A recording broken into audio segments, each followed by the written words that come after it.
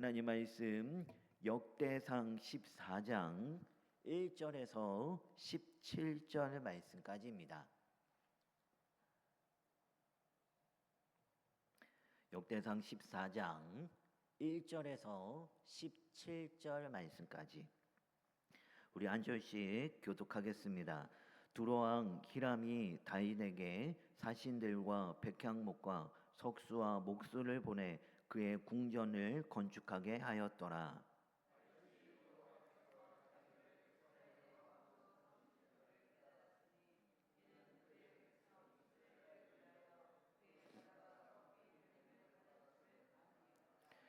다윗이 예루살렘에서 또 아내들을 맞아 다윗이 다시 아들들과 딸들을 낳았으니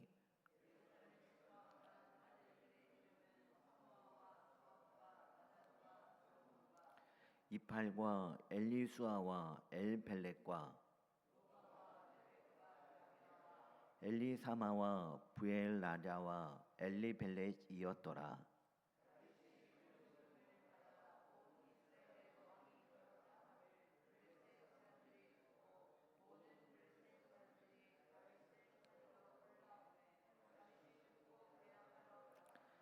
블레셋 사람들이 이미 이르러 르바임 골짜기로 쳐들어온지라.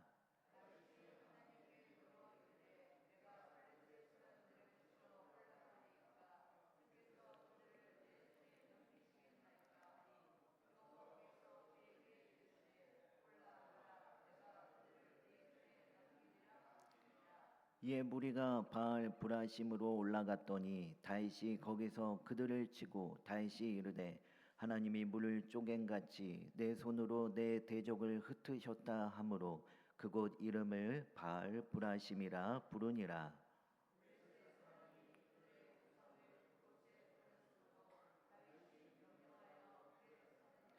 블레셋 사람들이 다시 골짜기를 침범한지라.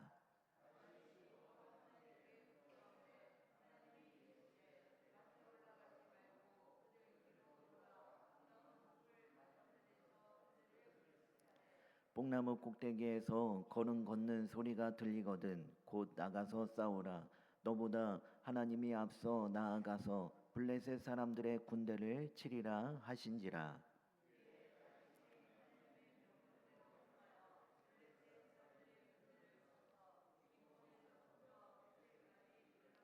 같이 있습니다. 다윗의 명성이 온 세상에 퍼졌고 여호와께서 모든 이방 민족으로 그를 두려워하게 하셨더라. 아멘. 오늘 본문 말씀은 이 다윗에게 임한 이 축복과 명성에 대해서 말씀합니다. 자, 그러면서 그 축복을 누가 주셨고 또한 그 명성을 누가 세우셨는가? 하나님께서 주시고 하나님께서 세우셨음을 오늘 말씀을 통해 우리에게 말씀합니다. 먼저 1절 말씀을 보면 두로왕 히람이 다윗에게 사신들과 백향목과 석수와 목수를 보내 그의 궁전을 건축하게 하였더라라고 했습니다. 자, 여러분, 궁전은 이 나라의 위상을 상징합니다. 그러므로 궁전을 세웠다라고 하는 것은 그만큼 나라가 견고하고 왕의 권력과 위상이 높음을 말하고 있습니다. 자, 그런데 이러한 궁전을 세우는데 누가 중추적인 역할을 합니까? 여기에 보니까 두로왕 히람이 중추적인 역할을 합니다. 이스라엘 궁전을 자기 나라 이스라엘 사람들이 주도하여 자기 나라 사람들이 주도하여 짓는 것이 아니라 누가요? 이방 나라 두로왕 히람이 궁전을 짓는데 중추적인 역할을 합니다. 궁전을 건축할 수 있도록 사절단을 파견하고 여러 고급 재료들과 기술자들을 지금 제공하고 있습니다. 특별히 두로왕 히람은 이 다윗의 아들인 솔로몬 왕 때도 성전과 궁전을 건축할 때 지원을 아끼지 않고 끝까지 공조했습니다. 자, 그만큼 다윗의 위상과 권력이 어떠하다는 겁니까? 엄청나다라는 것이죠. 자기 나라 일도 아니고 남의 나라 일을 알아서 아낌없이 지원을 해 주었으니 이것은 다윗의 위상과 명성이 높지 않고서는 있을 수 없는 일입니다. 자, 그리고 또한 3절 말씀을 보면 다윗이 예루살렘에서 또 아내들을 맞아 다윗이 다시 아들들과 딸들을 낳았으니, 그러면서 4절부터 7절까지 그가 낳은 아들 13명을 소개합니다. 여러분, 이것은 단순히 다윗의 가족을 소개하고 있는 것이 아닙니다. 그만큼 다윗의 왕조가 아주 견고함을 드러내고 있는 것입니다. 당시 왕의 권력과 위상은 얼마나 많은 아내를 두고 있는가, 또한 얼마나 많은 자녀가 있는가, 이것 또한 왕의 권력과 위상을 드러내는 하나의 척도였다고 합니다. 그러니 오늘 본문에 이 역대기 기자가 다윗의 가정을 소개하고 있는 것은 단순한 다윗의 가족 정보를 소개하기 위함이 아닙니다. 그것은 다윗의 위상과 명성이 아주 대단했음을 지금 드러내고 있는 것이죠. 그리고 또한 다윗의 위상과 명성은 이 두 번에 걸친 블레셋과의 전투에서 드러납니다. 9절에 보니까 블레셋 사람들이 이미 이르러 르바임 골짜기로 쳐들어온지라라고 했습니다. 지금 상황이 어떻습니까? 블레셋 사람들이 이스라엘을 쳐들어 왔습니다. 그리고 또한 13절 말씀에도 보면 블레셋 사람들이 다시 골짜기를 침범한지라라고 했습니다. 첫 번째뿐만 아니라 두 번째. 자, 이처럼 블레셋은 한 번이 아닌 두 번에 걸쳐 이스라엘을 쳐들어 옵니다. 그런데 그 결과는 각각 어떠했습니까? 두 번에 걸쳐 블레셋이 쳐들어왔지만 우리가 읽어보았듯이 이스라엘이 승리합니다. 11절 말씀해 보니까 하나님이 물을 쪼갱같이 내 손으로 내 대적을 흩으셨다라고 했고, 또한 16절 말씀에도 보니까 블레셋 군대를 쳐서 기브온에서부터 게세까지 이르렀다라고 했습니다. 자, 이처럼 두 번에 걸쳐 블레셋이 이스라엘에게 쳐들어왔지만 두 번 다 그 결과는 어떠했습니까? 이스라엘이 승리하고 블레셋이 패하게 되었습니다.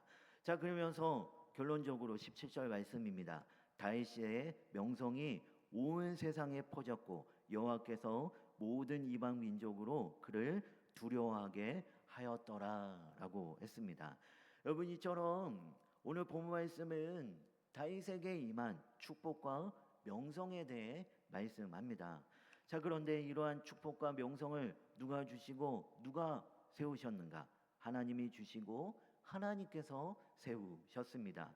2절 말씀해 보니까 여호와께서 자기를 이스라엘 왕으로 삼았다라고 했습니다. 자, 여기 보니까 누가요? 여호와께서. 다윗이 주어가 아니라 누가 주어입니까? 여호와께서, 하나님이 주어입니다. 두 번에 걸친 이 블레셋과의 전쟁에서도 보면 우리가 말씀에서 읽어봤듯이 다윗이 주어가 아니라 늘 하나님이 주어였습니다. 하나님이 하신 대로 그들에게 그 방법대로 이 전쟁을 치렀더니 하나님께서 다윗에게 승리를 허락해 주셨습니다. 17절 끝에도 보면 여호와께서, 그러면서 여호와께서 모든 이방 민족으로 그를 두려워하게 하셨더라라고 했습니다. 여기서도 다윗의 주어가 아니라 누가 주어입니까? 여호와, 하나님이 주어입니다. 자, 이처럼 다윗에게 임한 축복과 명성이 아주 대단한데 이 모든 것 누가 주시고 누가 세우셨는가? 이 다윗의 힘과 권력이 아니라 근본적으로 하나님이 주시고 이 모든 것들을 하나님께서 세우셨습니다. 여러분, 우리 또한 마찬가지입니다. 내가 한 것이 아니라 하나님께서 하셨죠. 내가 얼핏 보기에는 내가 땀을 흘렸고 때로는 내가 밤도 새며 열심히 일을 하며 얻은 것 같아. 이 모든 것들이 내가 열심히 얻은 결과라고 생각을 하지만 그 모든 것 누가 주시고 누가 세우셨는가? 하나님이 주시고 하나님께서 세우셨습니다. 내가 주어가 아니라 하나님이 주어입니다. 내가 열심히 해서 얻었고 내가 열심히 땀을 흘려서 그 모든 것을 얻어진 것이 아니라 하나님께서 그 모든 것들을 허락해 주셨고 은혜 가운데 하나님께서 세우셨습니다. 그런데 여러분 오늘 말씀에 보면 다윗의 위대함, 그 다윗의 위대함은 어디에 있었는가? 그 모든 것을 하나님께서 주셨음을 그도 인정하고 그러므로 통해 그도 늘 겸손했다라는 것입니다. 2절 말씀해 보니까 다윗이 여호와께서 자기를 이스라엘 왕으로 삼으신 줄을 깨달았다라고 했습니다. 자기가 힘과 권력이 있어서 이스라엘 모든 민족 가운데 모든 백성들이 나를 왕으로 세웠다라고 이야기하는 것이 아니라 누가요? 여호와께서 자기를 이스라엘 왕으로 삼으신 줄을 깨달았다라고 말씀합니다. 그만큼 자신이 이렇게 왕이 된 것, 이 왕이 된 것, 이 모든 은혜가 다 하나님으로부터 나왔음을 그가 인정하고 있다라는 것이죠. 그리고 또한 두 번에 걸친 블레셋과의 전쟁에서도 마찬가지입니다. 그는 함부로 전쟁하지 않았습니다.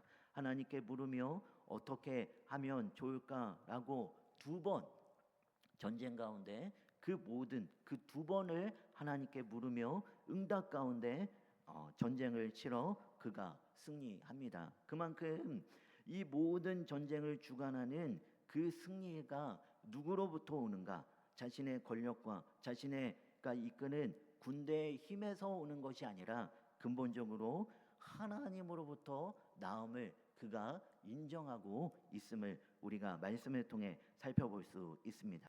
그만큼 다윗은 그 모든 것들이 하나님께 나옴을 인정하며 하나님께 겸손한 그런 그의 모습을 우리가 살펴볼 수 있는데요. 여러분 우리 또한 마찬가지입니다.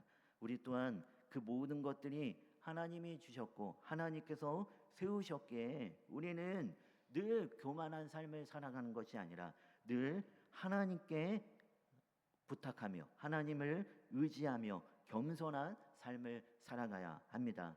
내 의와 내 힘과 내 노력으로 얻어지는 것이 아니라 우리는 우리 모든 것들은 내 힘으로 모든 것들을 행하려고 하는 것이 아니라 우리는 하나님 앞에 겸손함으로 기도함으로 하나님을 의지하고 하나님을 구하는 그러한 인생이 되어야 합니다. 여러분 오늘 하루도 우리에게 주신 그 모든 은혜들을 기억하며 하나님께서 주시는 그 은혜에 감사하고 또한 겸손함으로 날마다 하나님을 더욱더 의지하며 삶을 살아가는 우리 모두가 다 되어지길 소망합니다.